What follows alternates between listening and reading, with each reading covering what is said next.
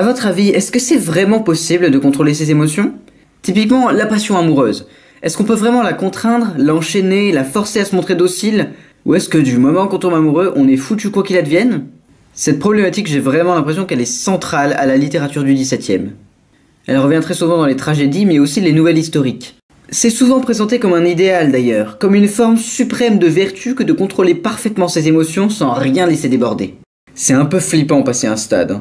Un jour, j'aimerais bien rassembler tous ces malheureux personnages fictifs dans une même pièce et les faire pleurer un bon coup, rien que ça. Vous l'aurez compris, cette problématique est centrale dans La Princesse de Montpensier de Madame de Lafayette. L'autrice a vécu au XVIIe siècle, mais l'action de récit se passe à la Renaissance, en pleine guerre de religion, qui oppose les catholiques et les protestants. Pour voir de quelle façon Madame de Lafayette mélange des événements historiques réels avec des éléments inventés pour donner une morale sur la prudence, entrons dans le texte. La jeune Marie de Mézières épouse le prince de Montpensier alors qu'elle est amoureuse d'un autre homme, le duc de Guise. Comme on est en pleine guerre civile, le prince emmène sa femme vivre dans un château à l'écart de la ville, avant de repartir au front. Il la met sous la protection de Chabannes, un grand ami à lui qui lui sert d'instructeur. Chabannes et la princesse développent une grande amitié au fil du temps. Puis, pour Chabannes, ça devient un peu plus que ça.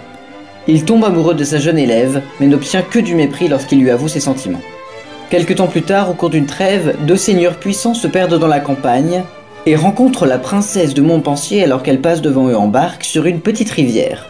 Ces deux seigneurs, ce sont le duc de Guise, qui était déjà très amoureux de la princesse, et le duc d'Anjou qui le devient à ce moment.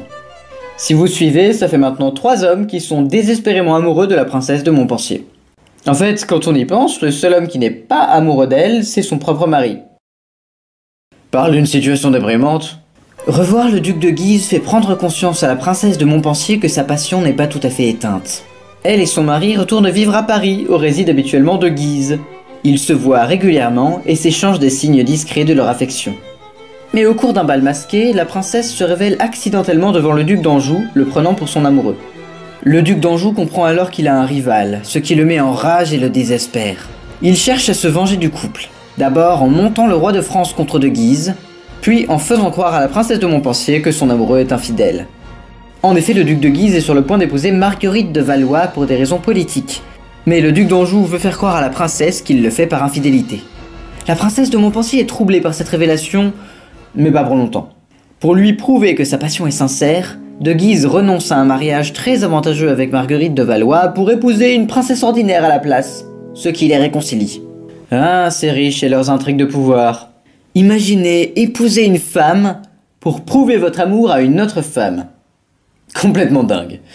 De Guise est très heureux de s'être réconcilié avec la princesse de Montpensier, un peu trop heureux peut-être, parce que son mari finit par se douter de quelque chose, et renvoie sa femme à la campagne pour que plus personne ne puisse s'amuser à la séduire. Au château, la princesse retrouve Chabannes, qui est toujours éperdument amoureux d'elle. Elle lui raconte en détail tout ce qu'elle a vécu avec de Guise, puis lui demande de leur servir d'intermédiaire pour qu'ils puissent s'envoyer des lettres. Chabannes accepte. Et je sais pas trop si on est censé admirer sa générosité exceptionnelle ou se moquer de lui pour être un si gros pigeon. Je vous laisse décider. La situation dure un certain temps. Si elle est dure pour Montpensier et de Guise, elle est abominable pour Chabannes, qui accepte pourtant de les servir sans jamais faillir, et de subir le mépris de la princesse. Arrive un jour où, ne pouvant plus attendre, de Guise essaie de s'arranger pour rendre une visite discrète à la princesse dans son château. Il passe une fois de plus par l'intermédiaire de Chabannes qui consent à l'aider, mais à mesure qu'il le guide vers le château, il doit se retenir de le poignarder.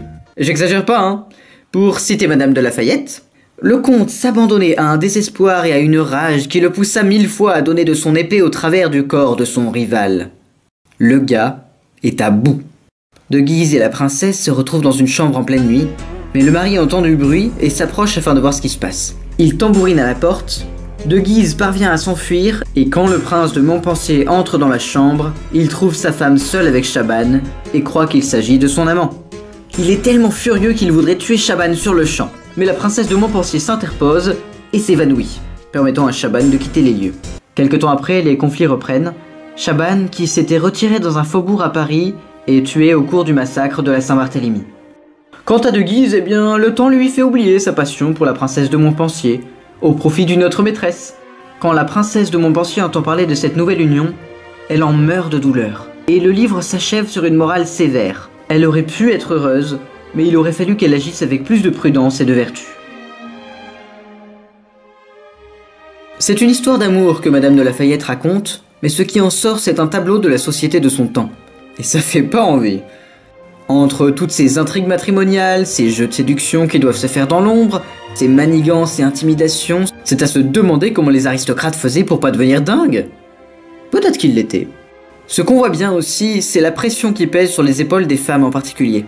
Coincée entre 3 amoureux et un mari jaloux, la princesse de Montpensier a très peu de liberté, et il suffit que ses admirateurs entrent en conflit pour impacter fortement son existence, sans qu'elle puisse y faire quoi que ce soit. Donc oui, la morale de la nouvelle est très sévère, mais quelque part c'est pas étonnant. C'est une façon de s'adresser aux femmes et de leur dire « Le monde ne sera pas tendre avec vous. C'est injuste, mais vous n'avez pas d'autre choix que de vous montrer irréprochable. »